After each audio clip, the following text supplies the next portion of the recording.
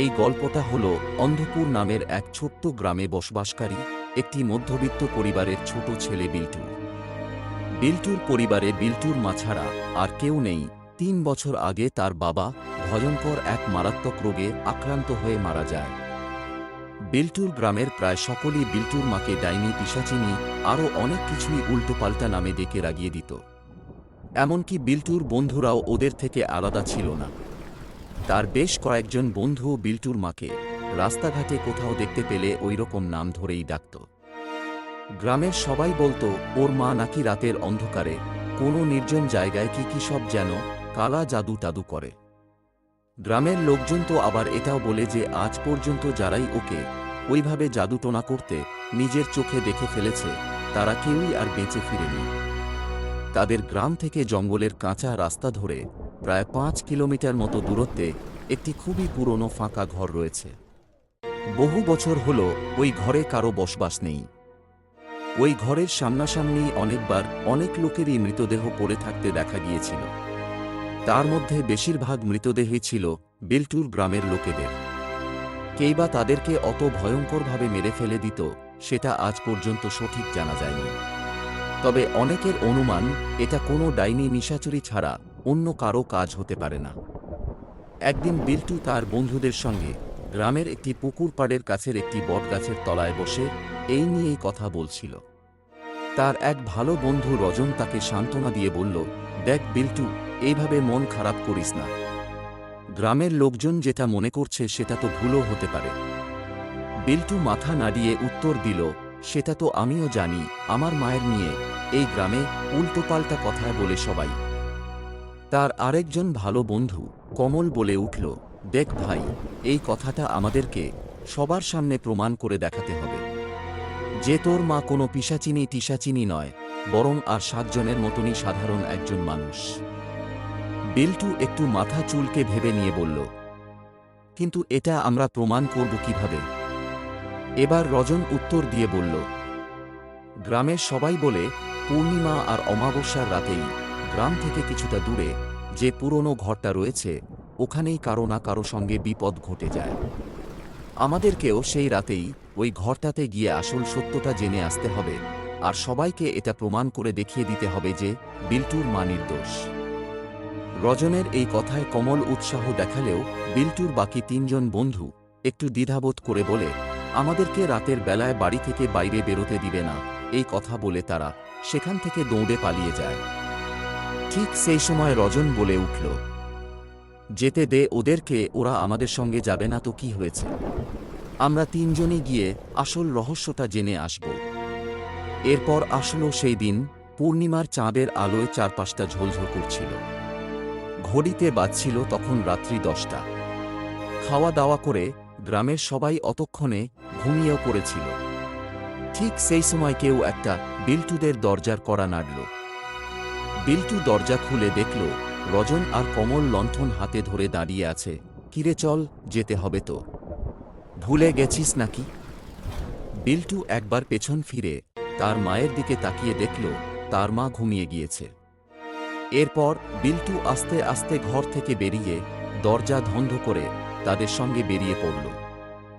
জঙ্গলের কাঁচা রাস্তা পেরিয়ে আসার পর সেই পুরনো অর্ধেক ভাঙাচোরা ঘরের একদম কাছ পর্যন্ত এসে রজন এক পা পিছিয়ে ঢোক গিলে নিয়ে বলল, কি করবি ভেবেছিস তোরা? ভেতরে যাবি নাকি ফিরে যাবি? কমল চাপা স্বরে উত্তর দিল, ফিরে যাওয়ার জন্য কি আমরা এখানে এসেছি নাকি? তুই ভুলে যাস না রজন, এখানে আমরা কেন এসেছি? আচ্ছা একবার ভেবে দেখ তো, বিল্টুর মায়ের জায়গায় যদি এটা তোর মা থাকত তাহলেও কি তুই এমনটাই করতিস? কমলের এই কথা শোনার পর ভয় পেয়েও রজন আর কিছু বলতে পারল না। এবারে তারা ৩ জন আস্তে আস্তে সেই ঘরের দরজা ঠেলে ভেতরে প্রবেশ করল। ভেতরে ঢুকে নিয়ে তারা যা দেখল, এদিকে বিল্টুর মা ঘুমের ঘোরে পাশ ফিরতে গিয়ে দেখল বিল্টু বিছানায় নেই এখন। তার মা চিন্তা করতে লাগল, এত রাতে ছেলেটা গেল কোথায়? তাহলে কি আবার সেই? না না, এমনটা আর হতে দিতে পারি না আমি। আমাকে কিছু একটা করতেই হবে, না হলে আবার বিপদ ঘটে যাবে। বিল্টুর মা তাড়াতাড়ি করে উঠে নিয়ে ঘর থেকে বেরিয়ে জঙ্গলের কাঁচা রাস্তা ধরে দৌড়ে সেই পুরনো ভাঙা ঘরটার দিকে যেতে লাগল। ওইদিকে সেই পুরনো ভাঙা ঘরের ভেতরে ঢোকার সাথে সাথেই রজন ও কমল ঘরটার চারপাশে এদিক সেদিক তাকিয়ে দেখতে লাগল। তারপর হঠাৎ তারা লক্ষ্য করল বিল্টু তাদের সঙ্গে নেই এখন। রজন কাঁপা স্বরে বলে উঠল, বিল্টু কোথায় গেল? এইমাত্র তো আমরা তিনজন একসঙ্গেই ভেতরে ঢুকলাম। একটুর জন্য আমরা কি অন্য মনস্ক হলাম, এর মধ্যেই কোথায় উধাও হয়ে গেল সে। কমল একটু ঢোক গিলে নিয়ে বলল, এখানেই আশেপাশে হবে কোথাও। চল আমরা না হয় এই ঘরটার মধ্যে যতগুলো কক্ষ আছে সবগুলোতেই গিয়ে খুঁজি ওকে। এরপর তারা পুরো ঘরটার মধ্যে প্রায় সব কক্ষগুলোতেই বিল্টুকে খোঁজার চেষ্টা করল, কিন্তু কোথাও তাকে খুঁজে পেল না। শেষে তাদের নজর গেল একটি তালা বন্ধ থাকা কক্ষের দিকে। সেই কক্ষের দরজার কাছ পর্যন্ত এসে তারা নিজেদের মধ্যে বলাবলি করল, তাহলে কি বিল্টু এই বন্ধ কক্ষের ভেতরে হবে? কমল গম্ভীর মুখ করে শান্ত স্বরে বলল, এটা কিভাবে সম্ভব হবে? কক্ষটাতে তো তালা দেওয়া। চল আমরা একবার ঘরটার বাইরে গিয়ে দেখি আগে। হ্যাঁ চল, রজন বলল। এরপর তারা যে দরজা দিয়ে এই ঘরের ভেতরে ঢুকেছিল সেই দরজা এখন ঘরের বাইরে থেকে লক করে দেওয়া ছিল। তারা অনেক চেষ্টা করেও ভেতর থেকে সেই দরজা খুলতে ব্যর্থ হল। রজন ঘাবড়ে গিয়ে চিৎকার করে উঠল, একই দরজাটা বাইরে থেকে কে বন্ধ করে দিল? কেউ কি আছো? বাইরে কেউ আছো? বাঁচাও আমাদেরকে, আমরা ভেতরে আটকে পড়েছি। কিন্তু রজনের হাজারো চিৎকার করা সত্ত্বেও বাইরে থেকে কারোর সাড়া শব্দ কিচ্ছু শুনতে পাওয়া গেল না। কমল তার কাঁধে হাত রেখে ভারী গলায় তাকে বলল, দেখ রজন, এইভাবে ঘাবড়ালে আমাদের মৃতদেহ নিশ্চিত কাল সকালে এখানে পড়ে থাকবে। তাই বলছি তোকে একটু শান্ত হো প্রথমে। ঠান্ডা মাথায় ভাবতে হবে আমাদেরকে এখান থেকে কিভাবে বেরোনো যায়। তখনই কমলের মনে পড়ল ওই তালা বন্ধ কক্ষটার কথা। হাতের কাছে একটি শক্ত লোহার রডের টুকরো কুড়িয়ে পেয়ে কমল সেই রডের টুকরোটা দিয়েই তালাটা ভেঙে ফেলার চেষ্টা করতে লাগল। অনেক চেষ্টা করার পর শেষে তালা ভেঙে নিচে পড়ে গেল। তারপর কমল সেই কক্ষের দরজা ঠেলে প্রথমে ভেতরে ঢুকল ও তার পেছনে রজন ঢুকতেই যাচ্ছিল, তার আগেই হঠাৎ দরজাটা ধড়াম করে বাইরে থেকে বন্ধ হয়ে গেল। দরজার শব্দে কমল চমকে উঠে পেছন ফিরে তাকিয়ে দেখল রজন নেই তার সঙ্গে সেই কক্ষের ভেতরে, কিন্তু দরজা বাইরে থেকে বন্ধ করা রয়েছে। কমল অনেক চেষ্টা করেও কক্ষের ভেতর থেকে সেই দরজা খুলতে পারছিল না। ঠিক তারপরই শোনা গেল রজনের ভয়ঙ্কর চিৎকার, না না, আমাকে মেরো না, আমি কি ক্ষতি করেছি তোমার? এদিকে বন্ধ কক্ষের ভেতর থেকে কমল চিৎকার করতে লাগল, রজন, কে আছে বাইরে? কার সঙ্গে কথা বলছিস তুই? কিন্তু রজনের কোনো উত্তর এলো না। শুধু শোনা গেল তার আর্তনাদের ভয়ঙ্কর আওয়াজ, আমাকে মেরো না, দয়া করে আমাকে ছেড়ে দাও, ছেড়ে দাও আমাকে। আ কমল বন্ধ কক্ষের ভেতর থেকেই সব শুনছিল, আর এটাও অনুমান করতে পারছিল এটা সেই হত্যাকারীটাই হবে, তাছাড়া আর কেউ না। আমি এখন নিজের প্রাণ বাঁচিয়ে বেরোই কিভাবে এখান থেকে? কিছুক্ষণ পর রজনের সারা শব্দ সব থেমে যায়। তারপর হঠাৎই সেই বন্ধ কক্ষের দরজাটা নিজে থেকেই খুলে যায়। কমল ধীরে ধীরে সেই কক্ষ থেকে বেরিয়ে এসে কাউকেই দেখতে পায় না।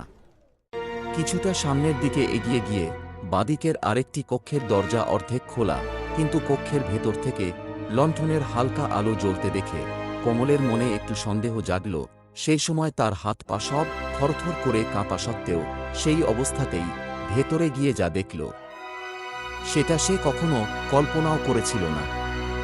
সে দেখল রজন মৃত অবস্থায় সাদা রঙের চকখড়ি দিয়ে অঙ্কন করা একটি তারাকৃতির গোল বৃত্তের মধ্যে পড়ে রয়েছে, আর ওর ঠিক পাশেই বিল্টু তান্ত্রিকের মতো পোশাক পরে কি কি সব যেন বিটবিট করছে।